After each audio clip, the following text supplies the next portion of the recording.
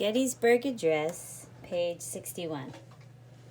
In the midst of growing concerns about slavery and the fate of the Union, Lincoln was elected president in 1860. Because Lincoln was known to be opposed to slavery, his election tipped the balance for many southern states. South Carolina seceded from the Union in January 1861, followed by 6 other states. They were later joined by 4 more states to form the Confederate States of America. Tensions escalated until April 12th, when firing on Fort Sumter in South Carolina initiated the Civil War.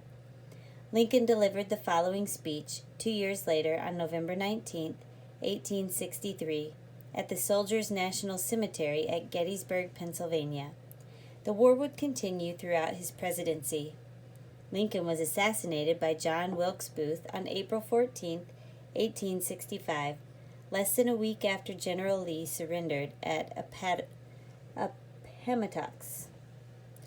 77 years ago, our fathers brought forth on this continent a new nation, conceived in liberty and dedicated to the proposition that all men are created equal.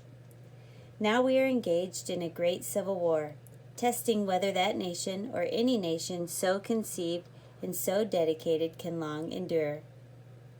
We are met on a great battlefield of that war. We have come to dedicate a portion of that field as a final resting place for those who here gave their lives that that nation might live. It is altogether fitting and proper that we should do this. But in a larger sense, we cannot dedicate, we cannot consecrate, we cannot hallow this ground. The brave men, living and dead, who struggled here have consecrated it far above our poor power to add or detract. The world will little note nor long remember what we say here, but it can never forget what they did here.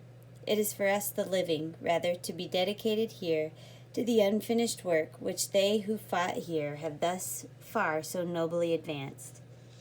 It is rather for us to be here dedicated to the great task remaining before us, that from these honored dead we take increased devotion to that cause for which they gave the last full measure of devotion.